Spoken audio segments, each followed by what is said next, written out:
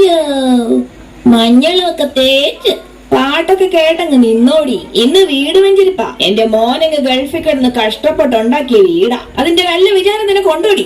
ഞങ്ങള് ചെറുപ്പക്കാരെ പെണ്ണുങ്ങളെ ഇത്തിരി സൗന്ദര്യം വരാൻ മഞ്ഞള് തേക്കുന്നത് നല്ലതാ. മഞ്ഞള് മാത്രം ആക്കണ്ട, കുറച്ച് മല്ലിപ്പൊടി സ്വല്പം കറി മസാലയും കൂടെ ഒന്ന് തേച്ച് പിടിപ്പിച്ച് നീ ആ തിളച്ച എണ്ണയ്ക്കകത്തോട്ട് അങ്ങോട്ട് വീട് എടുക്കാം.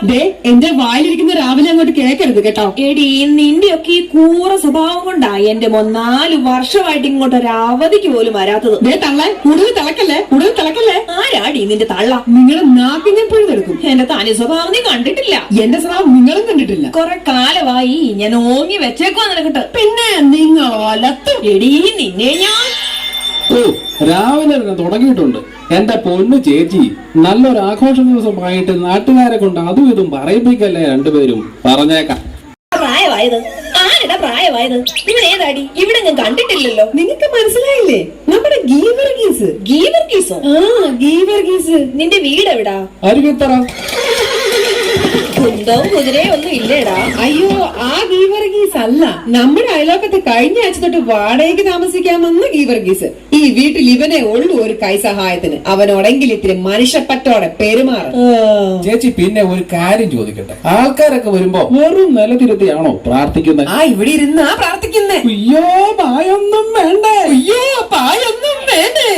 എന്നതാണോ ചോദിക്കുന്നത്? പാ വേണ്ടേ? എടാ, അവക്ക് വിവരമില്ലടാ. പായിടണം, തിരികത്തിക്കണം, ഇതൊന്നും അവക്കറിയത്തില്ല. ഒരു കാര്യം ചെയ്യാം, ഒരു പാ ഞാൻ തരാം. പക്ഷെ ഞാൻ കിടക്കുന്ന പായ അതുപോലെ എന്റെ കൈ തിരിച്ചു തരണം. പറഞ്ഞേക്കാം. അമ്മായിമ്മയാണെങ്കിലും സ്നേഹമുണ്ട് ചേച്ചിയോട്, കണ്ടില്ല? ഇത് സ്നേഹം കൊണ്ടൊന്നും അല്ലടാ, നീ നോക്കിക്കോ. അങ്ങനെയൊന്നും പറയല്ലേ ചേച്ചി. അതേ കൊണ്ടുവരുന്നു. ഇന്ന കഴിഞ്ഞ ഉടനെ ഇങ്ങ് തരണം കേട്ടോ. അപ്പൊ ചേച്ചി ഇവിടെ വിരിക്കണോ അതോ അപ്പുറത്ത് വിരിക്കണോ? എടാ, അവക്ക് അതിനുള്ള വകതിരി ഒന്നും ഇല്ലടാ. നീ എവിടെയും വിരിയടാ, ഇങ്ങോട്ട് വിരി. നമുക്ക് ഒരു കാര്യം ചെയ്യാം, ഇവിടെ ഇടാം.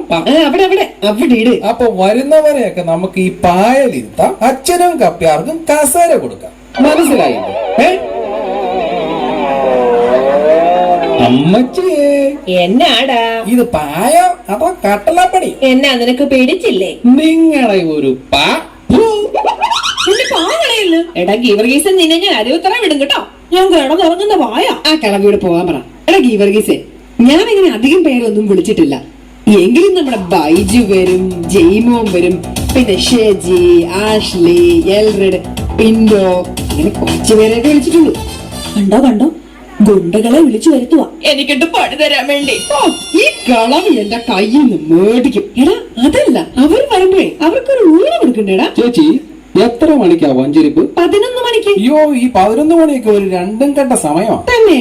ഊറ് വേണ്ട, ചായയും ബിസ്ക്കറ്റും മതി. ചായയും ബിസ്ക്കറ്റും മതി. അയ്യോ, അങ്ങ് ഉറപ്പിച്ച് ചായയും ബിസ്ക്കണേട്ട് പോതല്ലേ എവിടെ. ചേച്ചി, വേറൊരു കാര്യം ചോദിക്കട്ടെ. ചന്തേന്ന് പാല് വല്ലതും മേടിക്കണോ? ചന്തേന്ന് പാല് മേടിക്കണം. ഇവിടെ ഇങ്ങനെ ഓർത്തോടെ നിന്നോ. ചന്തേന്ന് വേറെ കുറെ സാധനങ്ങളും മേടിക്കാനുണ്ട്. എടാ, പിന്നെ എനിക്ക് 10 രൂപയ്ക്ക് മുറുക്കാനും മേടിച്ചു. അയ്യടാ, ഇവിടെ മുറുക്കാനൊന്നും മേടിക്കണ്ട. ആഹാ, അവിടെ പോക്ക് കണ്ടോ? എടി അല്ലടാ, അപ്പൊ എനിക്കൊന്നും ഇല്ലേടാ. അയ്യോ, അമ്മയ്ക്കുണ്ട്. അമ്മയ്ക്കൊരു വെള്ള കിരീടവും ഒരു ടീന് പൗഡറും പിന്നെ തലയ്ക്ക് വെക്കാൻ ഒരു വലിയ മെഴുകുവരി. അതിനാ മേളിൽ തിരക്ക് നടക്കുക. അടുത്ത കർക്കിടകത്തിലങ്ങ് എടുക്കും. എല്ലാം റെഡിയായോ എന്തോ. ഇങ്ങോട്ട് സ്ഥലം മാറി വന്ന പുതിയ വികാരിയച്ഛനാണല്ലോ എന്ന് വെഞ്ചരിക്കാൻ വരുന്നത്. അച്ഛനെ ശരിക്കൊന്ന് പരിചയപ്പെടണം.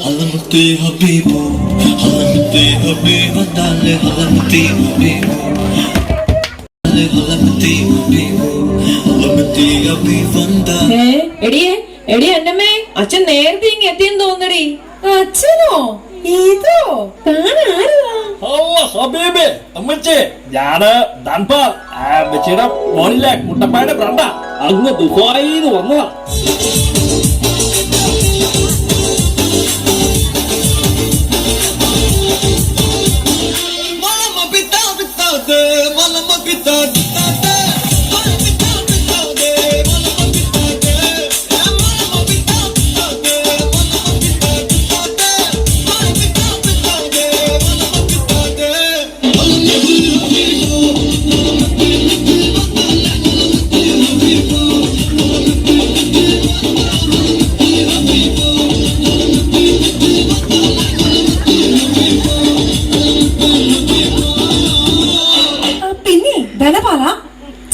വല്ലതും തന്നു വിട്ടായിരുന്നോ?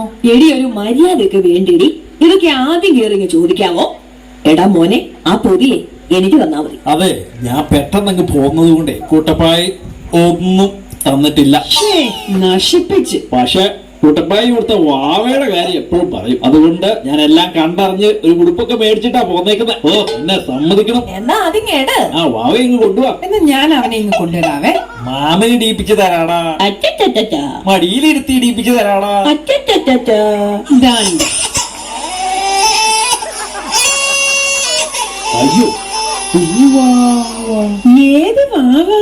ഇതാ ഇവിടുത്തെ വാവ. നീ പൊക്കോടാ മോനെ, ഇങ്ങനെ ചുമ്മാ ഉടായിപ്പാ. അപ്പോഴേ ധനപാല എനിക്കൊന്നുമില്ലടാ. അയ്യോ, അമ്മയ്ക്കുണ്ട്. ഞാൻ ദുബായിൽ വലിയ നിലയിലാ. 90,000 രൂപ ശമ്പളം, 20 നില ഫ്ലാറ്റ് താമസം. എന്റെ ദൈവമേ. പിന്നെ 3 കാറുണ്ട് സ്വന്തമായിട്ട്. ആഹാ. അയ്യോ, ഇത് ആരോടെങ്കിലും ഒന്ന് പറയണം. എടി കേട്ടോടി, 90. ഓ, നിന്നോട് എന്നാത്തിനാടി പറയുന്നേ? എടി ഷിഞ്ചു, മഞ്ജു, എടി ബിന്ദിയേ, നിമ്മിയേ, കേട്ടോ, ഇതെന്റെ മോന്റെ കൂട്ടുകാരനാ. 90,000 രൂപ ശമ്പളം, 3 കാറുണ്ട്, 20 നിലയെ താമസിക്കുന്നെന്ന്. എന്റെ പൊന്നുമോനെ, സന്തോഷം കേട്ടോ, സന്തോഷം. ആ, പിന്നെ അമ്മേ, സുഖമൊക്കെ ആണോ?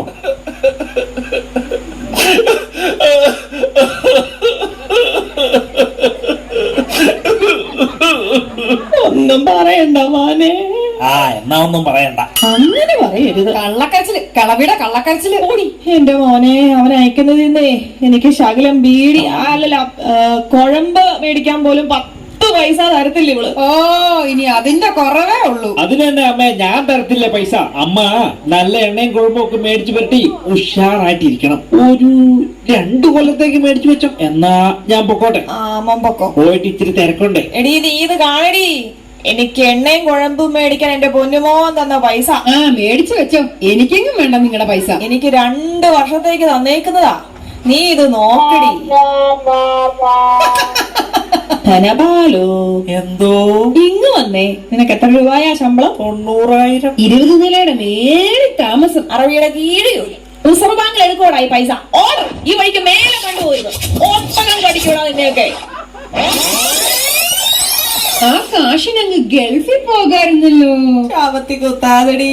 ഇതല്ലായിരുന്നല്ലോ ധനപാലം വന്നപ്പോഴും. അങ്ങനെ പറയാതടി. അങ്ങനെ മാറിക്ക. എടി അത്രയ്ക്ക് അങ്ങ് നെgliക്കാതടി.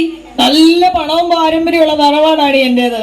ആ, കണ്ടാലും പറയും തറയാന്ന്. തോമാസ്ലിഹ നേരിട്ട് മാമോദിസ മുഖ്യ ബ്രാഹ്മണ കുടുംബമാടി ഞങ്ങളുടെ. അയ്യോ, ഞാൻ ആദ്യം കാണുവാണ് ഈ കോലത്തിലൊരു ബ്രാഹ്മണിയെ. ആഹാ, അത്രയ്ക്കായോടി.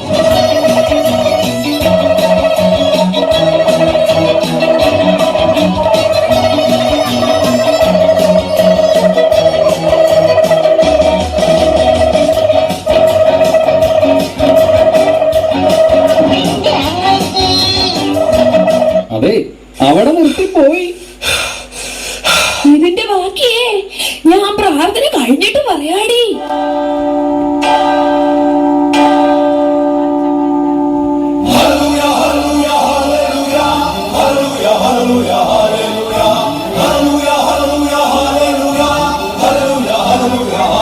ഈശോമിശിഹായ്ക്ക് സ്തുതിയായിരിക്കട്ടെ അച്ഛാ. ഇപ്പോഴും എപ്പോഴും സ്തുതിയായിരിക്കട്ടെ. എടോ കപ്പിയാരെ, അത് എന്റെ ഡയലോഗ് അല്ലേടോ. അച്ഛൻ ലാഗായി, അപ്പൊ ഞാനങ്ങ് കേറി പിടിച്ചതാ. ആ, താനങ്ങനെ ഇപ്പം കേറി പിടിക്കണ്ട കേട്ടോ. ഹെഡിരിക്കുമ്പം തേയിലാടണ്ട. ഓ, ആ, ഞാൻ ഈ ഇടവകയില് ജോയിൻ ചെയ്തിട്ട് ആദ്യമായി പങ്കെടുക്കുന്ന ചടങ്ങാ. നിങ്ങളുടെയൊക്കെ പേരെന്നാ? അച്ഛാ, ഞാന് റോസ്മേരി. അങ്ങനല്ലച്ചാ, ശരിക്കുള്ളവര് ഒറോരേന്ന്. ആഹാ, അപ്പൊ നിന്റെ പേരോ? എന്റെ പേര് അന്ന. സ്വഭാവം വെറും പന്ന. ഓ, നിർത്ത് നിർത്ത്. അച്ഛൻ, ഞാൻ ഗീവർഗീസ്, ഇവിടെ അടുത്തുള്ളതാ. എന്നതാ അച്ഛന്റെ പേര്? എന്റെ പേര് മിന്റുമോൻ. എന്റെ പൊന്നച്ചോ, അച്ഛന്റെ ഈ രൂപവും ഈ ഭാവവും ഒക്കെ കണ്ടപ്പോ വല്ല ഫ്രാൻസിസോ അലക്സാണ്ടറോ മിനിമം ഒരു ടോമി എങ്കിലും പ്രതീക്ഷിച്ചു. ഇന്ത്യ പൊന്നച്ചാ. പൊറോതേമച്ചിയെ, കൺട്രോൾ യുവർ സെൽഫ്. എല്ലാരും എത്തിയെങ്കില് നമുക്കങ്ങ് തുടങ്ങിയേക്കാം.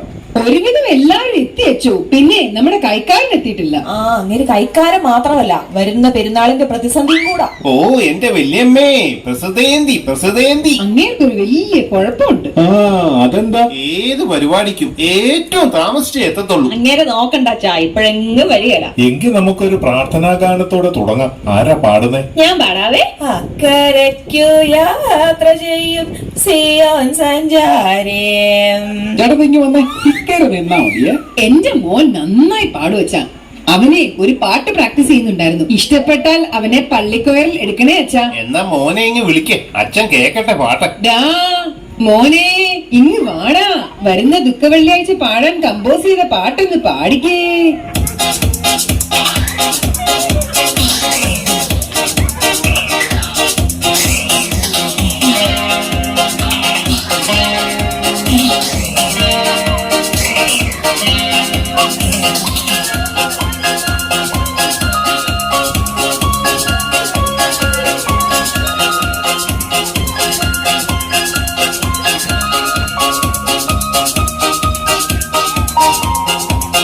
യേശുനെ യൂതന്മാർ കുനകുന കുനകുന കുത്തി, യേശുനെ യൂതന്മാർ കുനകുന കുനകുന കുത്തി, യേശുനെ യൂതന്മാർ കുനകുന കുനകുന കുത്തി, യേശുനെ യൂതന്മാർ കുനകുന കുനകുന കുത്തി, കുനകുന കുത്തി ഏ കുനകുന കുത്തി, കുനകുന കുത്തി ഏ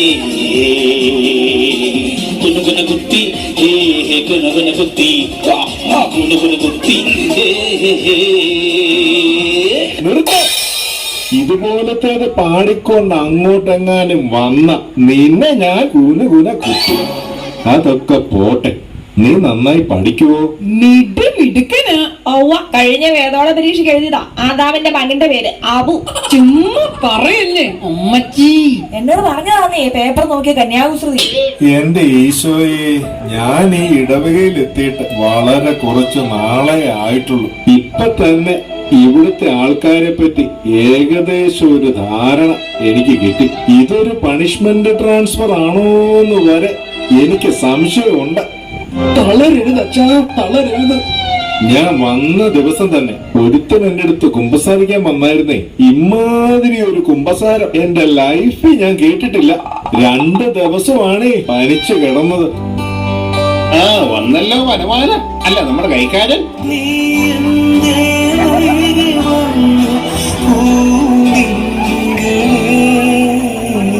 അച്ചോ, ഈശോ മിശിഹായ്ക്ക് സ്തുതിയായിരിക്കട്ടെ. ഞാൻ താമസിച്ചില്ലല്ലോ. അച്ചോ, അച്ഛനുണ്ടല്ലോ അച്ഛാ. ഈ ഇടവകയുടെ ഭാഗ്യവാ ഭാഗ്യം. ചുമ്മാ ഊഞ്ഞാലാട്ടല്ലേ കൈക്കാരാ. അതൊക്കെ എല്ലാവർക്കും അറിയാവുന്ന കാര്യങ്ങളാ. നിങ്ങൾക്കറിയാമോ, ഇതിനു മുമ്പത്തെ അച്ഛൻ തരട്ടെ തരട്ടെ എന്നും പറഞ്ഞ് എന്നും എന്നെ വരട്ടുമായിരുന്നു. ഈ അച്ഛൻ അങ്ങനൊന്നും അല്ല, എനിക്കറിയാം. പിന്നെ നിങ്ങൾക്കൊന്നും കിട്ടാത്ത ഒരു ഭാഗ്യം എനിക്ക് കിട്ടി. ഈ തങ്കപ്പെട്ട പൊന്നുംകുളം പോലത്തെ ഈ അച്ഛന്റെ അടുത്ത് ആദ്യമായി കുമ്പസാരിക്കാനുള്ള ഭാഗ്യം.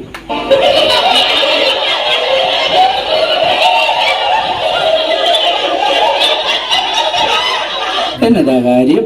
എനിക്കൊന്നും അങ്ങോട്ട് മനസ്സിലായില്ലല്ലോ. പക്ഷെ ഞങ്ങൾക്കെല്ലാം മനസ്സിലായി. എല്ലായിടത്തും താമസിച്ചു വരുന്ന സ്വഭാവം ഇനിയെങ്കിലും ഒന്ന് നിർത്തിയേട്ടാ. അതിരിക്കട്ടെ, നിങ്ങളൊക്കെ പള്ളിയിൽ പതിവായി വരാറുണ്ടോ? ഞാൻ എന്നും വരുന്ന അച്ഛാ. ദേ ഇവളുണ്ടല്ലോ, മഹാമടിച്ചാ, പോകത്തില്ല. അതെന്താ എന്നെ? അതച്ഛാ, കൊറോണയുടെ സമയത്തെ ഓൺലൈൻ കുർബാനയായിരുന്നല്ലോ. ഇപ്പൊ അതങ്ങ് ശീലായിപ്പോയി. പക്ഷേ കുർബാന കൈക്കൊള്ളാൻ പറ്റത്തില്ല. അയ്യോ, അതിനല്ല, ഇവിടെ നാക്ക് നീട്ടി അങ്ങ് നിന്നാ മതി. ഞാൻ ഇങ്ങോട്ട് എത്തിക്കാം. നാളെ തൊട്ട് പള്ളി വന്നോണം, കൊച്ചിനെയും കൂട്ടി. അത് മാത്രമല്ല, സന്ധ്യാപ്രാർത്ഥന മുടക്കരുത്. പിന്നെ ഒറോദയോട് എന്നും പള്ളിയിൽ പോകുന്നതൊക്കെ നല്ല കാര്യം. പക്ഷേ കുശുമ്പും കുന്നായ്മയും ഒക്കെ ഒന്ന് കുറയ്ക്കണം. എന്നാലേ തമ്പുരാൻ പ്രാർത്ഥന കേൾക്കത്തുള്ളൂ. അച്ഛാ, ഒരു സംശയം. എന്നാ? ഈയിടെ കുർബാനക്രമമൊക്കെ മാറ്റം വരുത്തിയായിരുന്നല്ലോ. ഇതിന്റെയൊക്കെ വല്ല ആവശ്യമുണ്ടോ അച്ഛാ?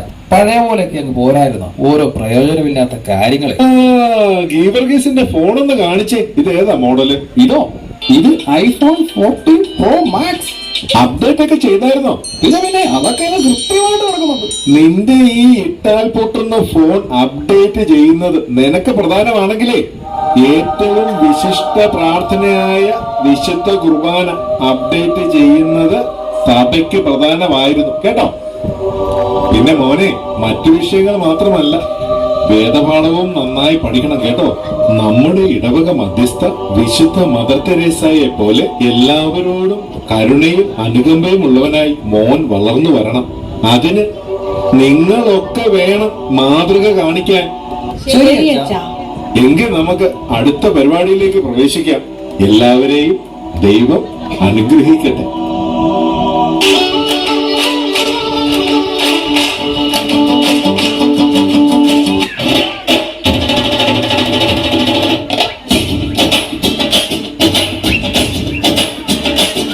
നല്ല ബാൻഡുമേള പുറപ്പാട് യേശുനാഥനുള്ള സ്തുതിപാട് തിരിതടിക്ക് മണിമുഴക്ക്